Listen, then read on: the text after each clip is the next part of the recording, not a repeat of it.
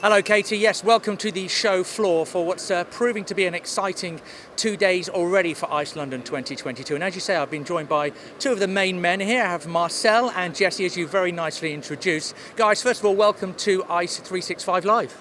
Thank you. It's great to be here. It's great to be here in April. It's warm outside. Amazing show.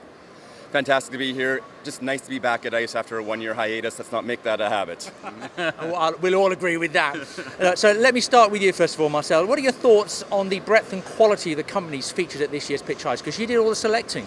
Yeah, so I thought it was really a pity that not more startups actually could get a chance to be here, because I really thought they deserved to have this opportunity to present their idea, to present their business case to the audience, to the industry, and that shows how good the quality was from the startups applying. If you feel, there should have been more startups today here at the pitch. Yeah, and I mean, for me, this is my, I think, 11th ICE, and I've been coming to some various incarnation of the pitch competition every year, and certainly for me this year was the highest quality I've seen, and I think the word for me is the diversity of the startups that were there yesterday at the pitch competition, and the entrepreneurs, the diversity of ideas is really, I think, a product of the diversity of, the geographical reach of the entrepreneurs, and as well, great to see some female-led startups yesterday, and really exciting, and I think is just a wonderful reflection of the direction that the industry is headed. Marcel, what sort of criteria were you looking for to apply to the submissions when you were choosing them for this year?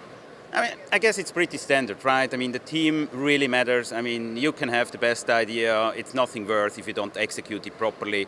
And I think the more complex our world gets, the more technology-driven, the more important is execution and the people behind the idea to execute it right.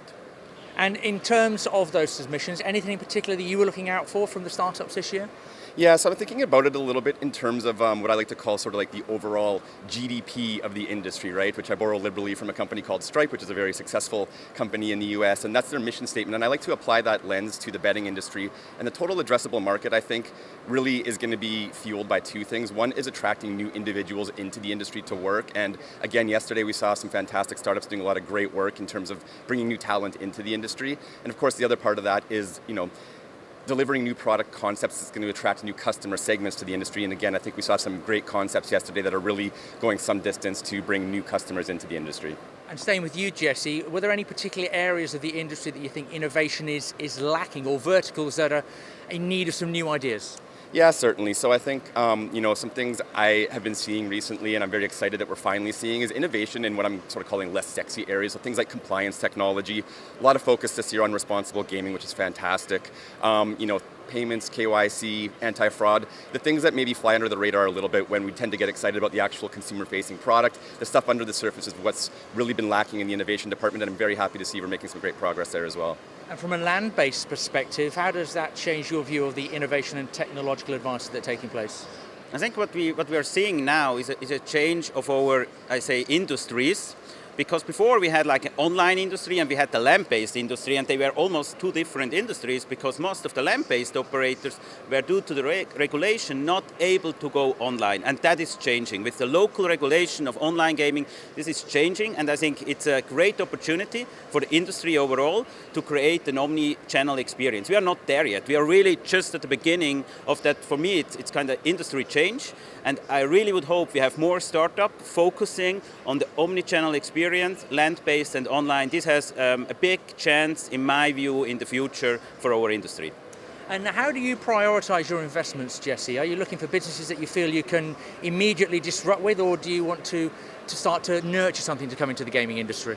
It's an interesting question, because I think the natural default tendency for entrepreneurs is to disrupt, right? And there's this romanticism around disrupting the incumbents and the status quo and really challenging that status quo. But I think the reality is, when you get grounded in the reality of startup life, you find it's a much longer slog than you might have anticipated at the beginning. And I think, taking that longer view is important. And while you have to have that enthusiasm of wanting to immediately change things, the reality is that change doesn't happen overnight. And, many startups have to take that longer view and adapt. I fully agree with you. You know, we are in a regulated industry. Regulation takes time. So I think it's important to have a vision, an idea, but I think also it's very important to get the product on the ground, to get the product to the consumer, to get experience on how the product lives in the market with a long-term experience. But I think it's really important to be able to get to the market soon with the first product instead of planning 10 years ahead. So you're talking about there taking the long view.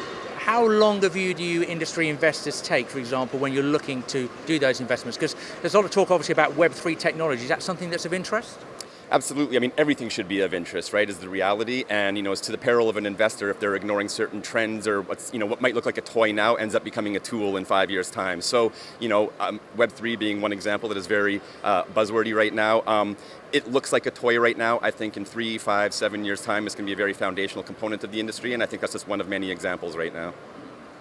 Yeah, I believe we have to be careful not to fall into the traps on focusing too much on buzzwords. Today, every math formula is AI, and I'm always careful if startups just drop those words. But I believe behind all those buzzwords is something we can take out of it and apply it in a real business case for the future. Okay, Marcel, thank you very much for your time. Jesse as well, good to have you here. Thank you, Andy. Appreciate it. Just before we go, what's your thoughts on this year's ICE London 2022? It's had a really good vibe with it, hasn't it?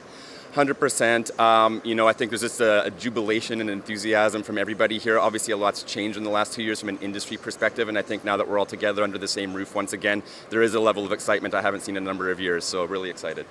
I think we also learned a lesson, right? I mean, to get to know each other on a personal level, it's so important. That's what makes our industry so great. So it's amazing to be back.